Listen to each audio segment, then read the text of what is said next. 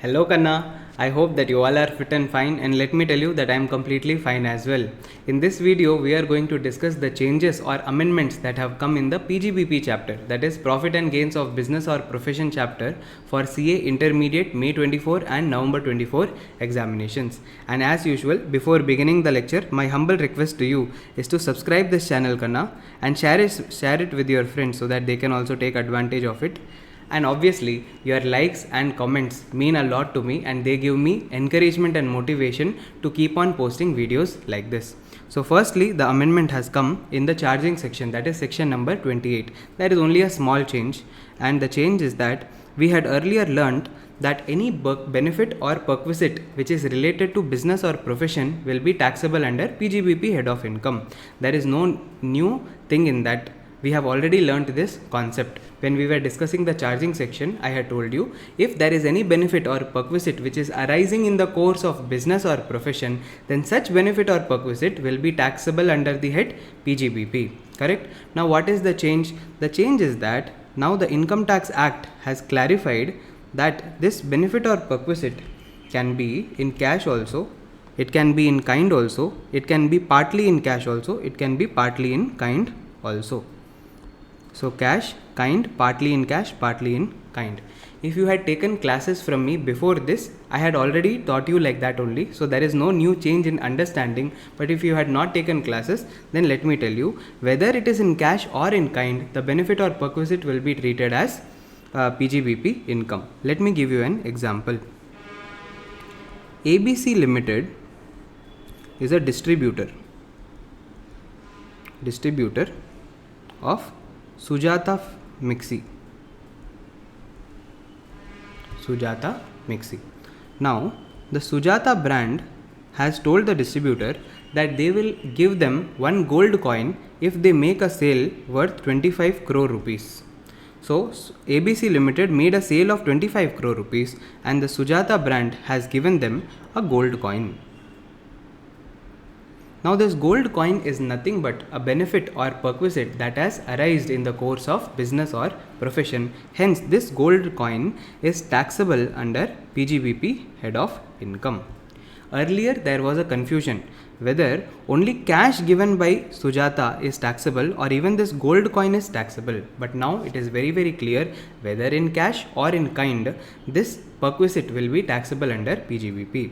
Sir, what if Sujata company gave a foreign trip? Will this foreign trip also be taxable? Answer is yes. This is also a benefit that has arisen due to business or profession. So this will also be taxable under PGBP. And moreover, you will learn one section called 194R in your TDS chapter. There also you will learn that for such benefit or perquisite, the company which is providing the benefit or perquisite should deduct the TDS. Okay. So that's it for this section. Now let's go to the next section, which is section 35D, which talks about preliminary expenses. 35D, which talks about preliminary expenses. Now in preliminary expense also, one minor procedural change is there, Kanna. So what is that change? The change is that we have already learned that in case of this section, only certain expenses are allowed as deduction. What are those expenses?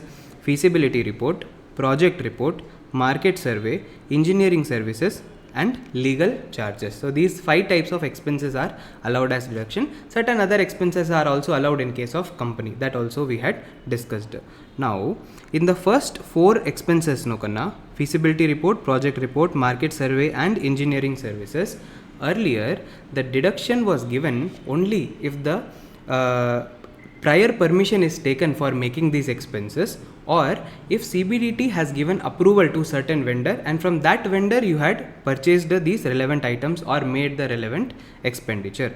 So it was a very tedious task for the income tax department because each and every time it has to give approvals and permissions for incurring these expenditure.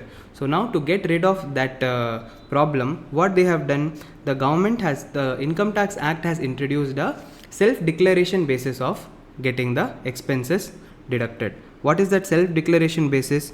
The assessee has to furnish a statement containing the particulars of the above expenditure within the prescribed period to the prescribed income tax authority in the prescribed form and prescribed manner. So now what they are telling, earlier what we used to do, let us see.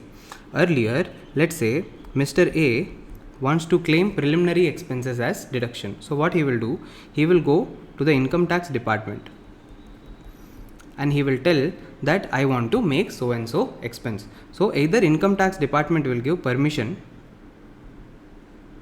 or they would have already given permission or approval to a certain number of vendors, and they will tell that with these vendors you can do that expenditure. So each and every time the person has to go to the department and get the permission or approval for the expenses. Now no need for all this. Now what Mr. A has to do, Mr. A can directly incur the expense, and after incurring the expense, Mr. A should submit the details. The details can be submitted in the income tax portal itself in the login, and it should be submitted at least 1 month before the due date to file the return of income. So self declaration is enough, no prior approval is necessary. Please write here within 1 month before the due date to file the return of income. So the prescribed period is what? Before 1 month within 1 month before the due date to file the return of income. For what expenses karna? Feasibility report, project report, market survey and engineering services. So this was not a very important amendment, but still this update has been made. Now let us come to section 43B. Section 43B, deduction that is allowed on actual payment basis. What have we learnt in section 43B? That there are a list of expenses. These expenses will be allowed as deduction only if such expenses have been actually paid on or before the due date to file the return of income. Correct? Now, what are the changes? Number 1, when it comes to interest to non-banking finance companies, one update has been made that only interest to notified classes of non-banking finance company will be covered under this section. So the central government will notify certain NBFCs. Only if you have to make payment to those NBFCs, then this section will be applicable, else this section is not applicable for interest payment to NBFC. So this is a minor update only, not that important. But now we are going to discuss the most important amendment in PGBP chapter, okay, which is section 43B subsection H, 43BH. Any sum payable to a micro or small enterprise beyond the time limit as per MSMED Act 2006. This is important, very important, very, very important. So mark it and keep, and I am definitely telling you a question is going to be asked from this in the May 24 exams or November 24 exams, maybe even in both the examinations. Fine. So what is this provision karna? Listen very, very carefully. And here you will be confused because there is a minor change in the understanding of this section. What is the change? Is that usually what we have learned in all the other cases, the payment as per 43B should be made within what? Within due date to file return of income. But now this new section that is introduced, the new provision that is introduced tells that you have to make the payment within the time limit as per the MSMED Act, not due date to file return of income. Till when should the payment be made? In the time limit mentioned in MSMED Act. So here it is very, very important. Near time limit you can draw the danger symbol so that you do not make the silly mistake. Okay. Now let us discuss what is this provision. Any payment that is made to a micro enterprise or small enterprise should be within the time limit specified in MSMED Act. If it is not made within the time limit, then that expense will not be allowed as deduction. Okay. Now arises the question, what is this micro enterprise and what is this small enterprise? Micro enterprise and small enterprise means, listen, manufacturers and service providers. So traders are not covered here. Only who are covered? Manufacturers and service providers. Okay. Please write this. Traders are not covered. You can write traders and cut it also if you want more clarity. So manufacturers and service providers, for them you have to see the investment in plant and machinery and you have to see the turnover. If the investment in plant and machinery is up to 1 crore and what is given here, and means what Kanna? It is a cumulative condition, means both conditions have to be satisfied. It is not either or, it is and. So investment in plant and machinery should be up to 1 crore and the turnover should be up to 5 crores. If both the conditions are satisfied, then that manufacturer or service provider will be called a micro enterprise. Okay. Similarly, if investment in plant and machinery is up to 10 crores and the turnover is up to 50 crores, then that manufacturer or service provider will be called a small enterprise. You get my point? So that is the meaning of micro and small. So now what is the rule, Kanna? Let us read the provision first, then I will explain. See here, section 15 of the Micro, Small and Medium Enterprise Development Act, that is the MSMED Act 2006, mandates payment of goods or services to supplier being a micro or small enterprise by the buyer on or before the date agreed upon between them in writing, that is as per the written agreement, which cannot be more than 45 days from the day of acceptance or the day of deemed acceptance of any goods or services by a buyer from a supplier.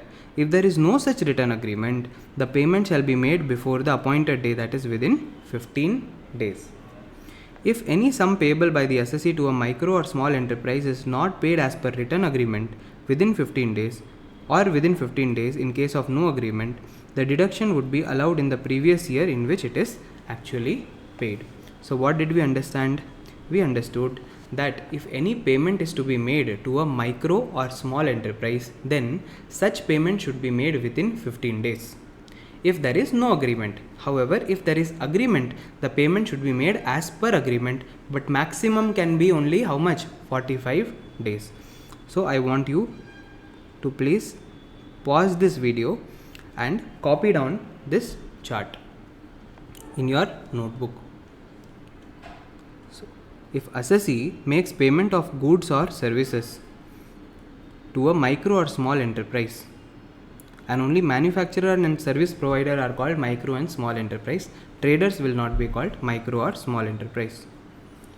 If they have an agreement, then the payment should be made within the date as per the agreement or within 45 days, whichever is earlier. If there is no agreement, then the payment should be made within 15 days. Now comes the question, Kanna, 45 days and 15 days of what? Answer is, it should be calculated from the date of acceptance or the date of deemed acceptance. The date of acceptance or deemed acceptance. Let me discuss. Listen here. Let's say there is a vendor ABC and Co. Okay. ABC and Co. has purchased goods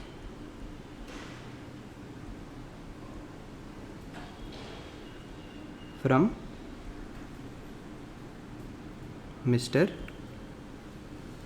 Z. From Mr. Z.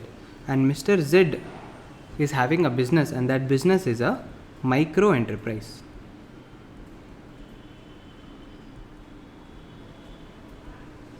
Okay.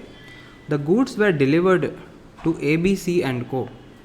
on 1st of March 2024. The goods were delivered when? 1st of March 2024, and there is no agreement of payment. There is no agreement that within these many days you have to make the payment. So now ABC has purchased the goods. Let's say the value of goods is rupees 1 lakh. Okay. Now listen here, listen very, very carefully. Now for ABC and Co, what is this 1 lakh? This 1 lakh is purchase. Correct. This purchase will be where it will be reflected in the profit and loss account in the debit side. Correct. Purchases. Now this purchase will be allowed as deduction only if the payment is made within 15 days. Payment should be made within how many days? 15 days. So till when should the payment be made? From 1st onwards you have to count 15 days. Okay. So it should be made within 16th of March 2024. If within 16th of March 2024 the payment is not made, then this 1 lakh rupee cannot be added as expenditure. So you have to disallow the expenditure. This purchase of 1 lakh rupee will not be allowed as deduction. However, sir, what if the payment is made on 31st of March 2024? Then will the expense be allowed as deduction? Answer is yes. The expense will be allowed as deduction because the payment was made within the same year, that is previous year 23-24. So first rule is that you have to make the payment within the due date as per MSMED Act. If you are not making the payment, then the expense will be allowed as the deduction in the year in which you make the payment. So here this person ABC and Co has not made the payment within the due date as per MSMED Act, that is 15 days. But the person has made the payment in the same year, that is previous year 23-24. Hence in previous year 23-24 it will be allowed as deduction. You get my point? Sir, what if the payment was made on 10th of April 2024? If the payment was made on 10th of April 2024, then is the payment made within the time limit of MSMED Act? Answer is no. Hence, the payment will not be allowed as deduction in previous year 23-24. It will be allowed in the previous year 24-25. That is the year in which the payment is actually made. So in previous year 23-24, you have to disallow this purchase. And in the previous year 24-25, you can add that purchase as deduction. You get my point? We will see some more examples, but before that, let us have absolute clarity as to what is micro enterprise and what is small enterprise. Listen here. I have given you 4 examples. Now let us see whether you are able to find out whether the company is micro or small or not micro or small. So first case, turnover is 15 crores and investment in plant and machinery is 5 crores. So what is the condition? For small, the condition is that turnover should be up to 50 crores and investment should be up to 10 crores. Is it satisfying? Answer is yes. The turnover is within 15 crores and investment is within 5 crores. In case of services, you can also call this turnover as gross receipts. To avoid confusion, I am using only one word, that is turnover. But if it is a service business, then in examination, if it is given as gross receipt, then you have to consider the gross receipts. You get my point? Now, both the conditions are satisfied. So in case 1, the company will be called a small enterprise. Next, turnover is 5 crores, investment is also 5 crores. Does it cover in micro? Answer is no, because turnover is more than, investment is more than 1 crore. Hence, second case also it will be called as small enterprise. Next, turnover 1 crore, investment in plant and machinery 1 crore. This case will be called as micro enterprise. And lastly, turnover is 60 crores and investment in plant and machinery is 1 crore. Since the turnover is more than 50 crores, hence this is neither micro nor small. It will not be called as micro or small enterprise. You get my point? I hope you are clear what is micro and what is small. Now let us see some more cases. Okay? And now you have to tell me whether these expenses will be allowed as deduction in the previous year 23-24 or not. Okay? Case number 1. There is no agreement Kanna. Okay? Date of acceptance of the goods.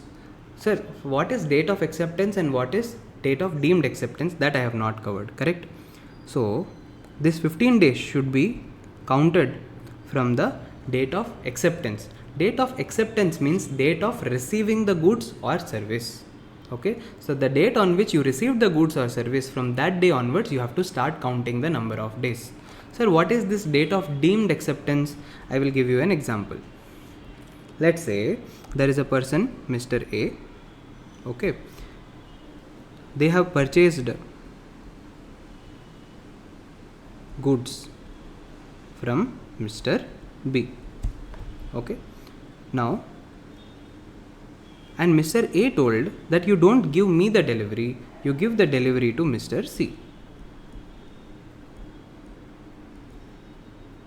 So who has purchased Kanna? Mr. A has purchased. From whom? Mr. B.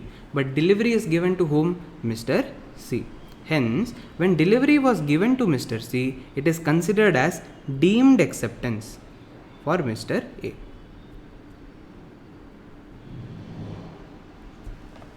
It means the goods are deemed to be accepted because the goods were delivered by Mr. B. Hence, the goods are deemed to be accepted by Mr. A. Mr. A did not physically receive the goods, but instead of Mr. A, Mr. C has already received the goods. Hence, it is called as deemed acceptance. So, from this date of delivery onwards, you have to start counting the number of days. You get my point? If you are still not clear, don't worry. I will summarize everything just in a few minutes. First, listen. Case number 1. Sir, there is no agreement. If no agreement, then within how many days the payment should be made? Within 15 days. Now, date of acceptance is 3rd of January 2024. Date of payment is 30th of March 2024. Is this payment within 15 days? Answer is no. So, MSMED Act is not complied. So, should you disallow the expense? Answer is yes. However, the payment has been made within previous year 23-24 itself. That is why in the year previous year 23-24 it will be allowed as deduction. You get my point? Even though it was not as per MSMED Act, but still since the payment was made within the previous year itself, it will be allowed as deduction. Let's see the next case. The date of agreement is 60 days, 60. Date of acceptance is 1 March and the date of payment is 30th April. This 30th April is the 60th day, correct? Hence, is this payment made within the date of agreement? Yes or no? Answer is yes. It is made within the date of agreement. However, in case of agreement, what is the maximum time limit? Answer is the maximum time limit is 45 days. So, even though the agreement is for 60 days, you should consider only 45 days.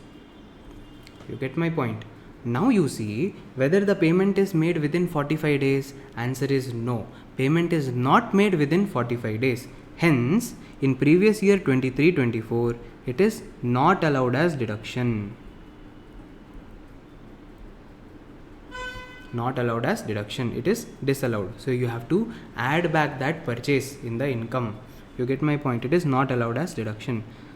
But sir, the payment was made on 30th April. No. In such case, it will be allowed in previous year 24-25, or you can say assessment year 25-26. Previous year 24-25, that is the next year, it will be allowed as deduction since the payment was made in the next year. Are you clear? Next, case number 3. Date of agreement says that it should be within 30 days. Date of acceptance is 1st of April and date of payment is 31st of March. Agreement is only 30 days, but the payment was made after 12 months, that is on 31st of March 2024. Will this be allowed as deduction? Answer is yes. It will be allowed as deduction because payment was made within 23-24 itself. So within 23-24, if the payment is made, then you need not see the MSME Act. You can directly claim it as deduction. However, if the payment was not made within 23-24 itself, then you have to see whether the MSMED Act was followed or not. Now, are you getting a better understanding? Next. Now, the date of agreement says 45 days. Date of acceptance is 1st of March and date of payment is 10th of April. Now, is this payment made within 45 days? Answer is yes. The payment is made within 45 days and hence this amount is allowed as deduction. Allowed as deduction. Now let me summarize the entire section for you. Now you will be crystal clear. If any expense is incurred, then the payment in respect of such expense to a micro or small enterprise should be made within the due date specified under MSMED Act 2006. However, if the payment is not made as per MSMED Act, it will not be allowed as deduction. But the expense will be allowed as deduction in the year in which the payment is actually made. You get my point? Now, this payment should, what is the due date as per MSMED Act? As per MSMED Act, the due date, you have to see whether there is an agreement or no agreement. If there is an agreement, then the due date is date as per agreement or 45 days, whichever is earlier. If there is no agreement, then the due date is 15 days.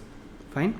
And from what date you have to calculate this 45 days, 15 days, etc. You have to calculate from the date of acceptance or deemed acceptance. Sir, what is this date of acceptance or deemed acceptance? Answer is, it is the date on which the goods or services were delivered to the assessee.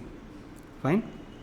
Now sir, you might have a small doubt that micro and small, if you do not see micro at all, and if you just see conditions of small alone, you will be able to find out the correct answer. Correct?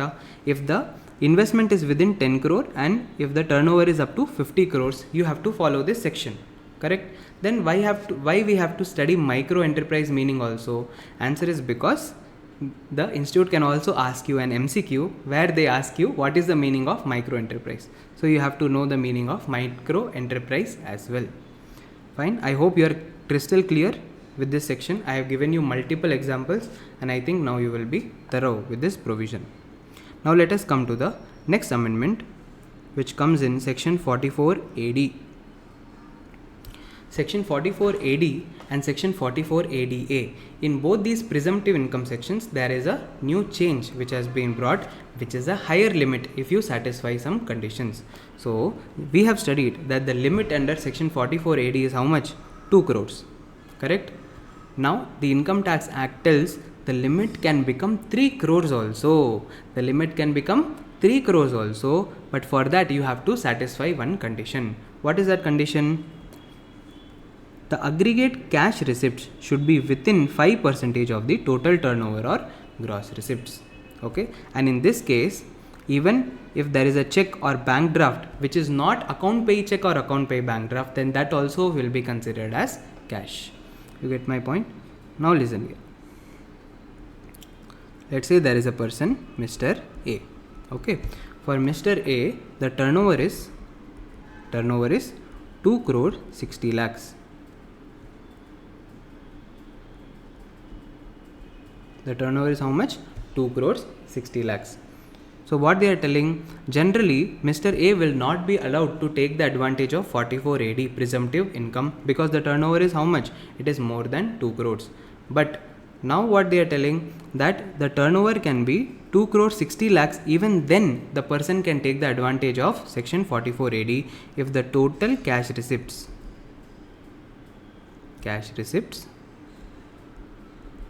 is within 5%. What is 5%? Let me calculate.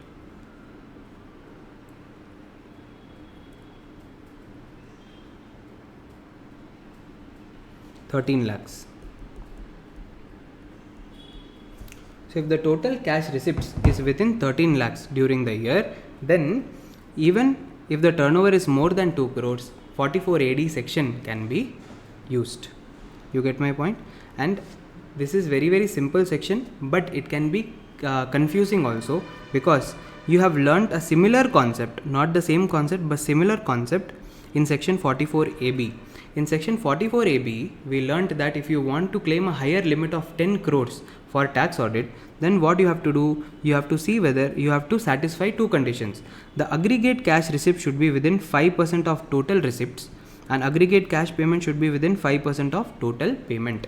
But in this section, you should not see total receipt or total payment. You should see what? You should see the total turnover. So here you don't get confused. In 44 AB, we are taking the percentage of total receipts. But in 44 ADA and 44 AD, we are taking the percentage of total turnover or gross receipts. So here you have to be careful. So let me summarize in one line once again.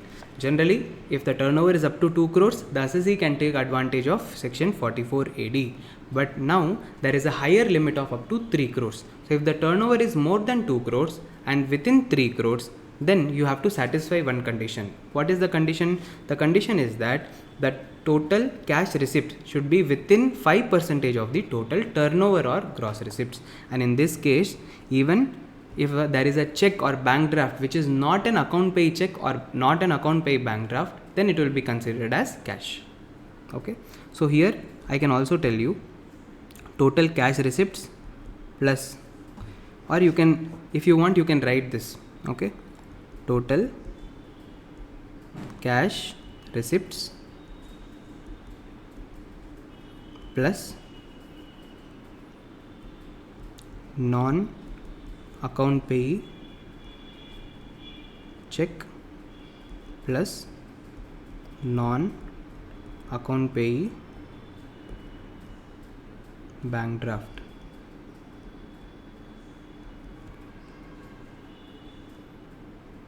Should be within 5% of total turnover or total gross receipts during the year.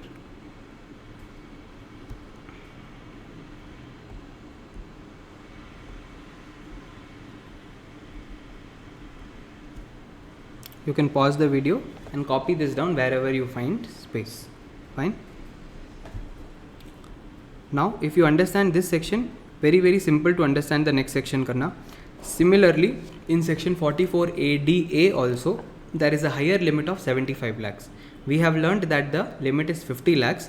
Now, the assessee can also claim a higher limit of 75 lakhs if the total cash receipts is within 5% of the total turnover or gross receipts. In this case, there will be only gross receipts. Okay, section 44ADA. Next.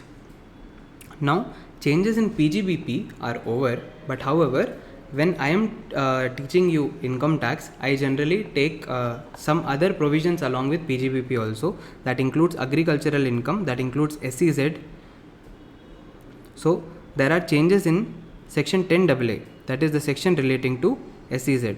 In your study material, it is given in the deduction chapter, but I am taking it along with PGBP chapter itself. So now itself you make the changes. So in section 10AA, sir, what change is there? There are 3 minor changes karna. What are the changes? Number 1, the section 10AA deduction can be claimed only if the income tax return is filed within the due date. Okay, so within the due date to file return of income, the assessee should file the return. If not, then 10AA deduction will not be allowed. Then next update, it is that we have seen this export turnover, correct? Export turnover. Sir, what is this export turnover? Export turnover will only be considered as the convertible foreign exchange brought into India within 6 months from the end of the previous year or within further period as permitted by RBI. So what is considered as export turnover? Export turnover will only be the consideration which is in convertible foreign exchange. So it should be in foreign exchange, and that foreign exchange also should be brought within India within 6 months. Within 6 months from the end of the year, and if RBI gives further permission or further extension, then within that extended period it should be brought into India. Next, consideration is deemed to be received in India where export turnover is credited in a separate bank account maintained for that purpose outside India with the approval of RBI. So what they are telling now, listen here. Let's say a person is doing export to USA. From India to USA, let us take example of Mr. A, correct? So in USA, let's say the turnover made from India to USA is $1 crore, US dollar. Now what does the RBI tell? So what does the act tell? The act tells that this 1 crore US dollar should come within 6 months from end of year. It should come to India. but sometimes it is not feasible to bring that money back to India. Maybe it might be required to be there in the US also for further expenditure. So what this person Mr. A will do, Mr. A will take permission from RBI and he will tell that I will maintain separate bank account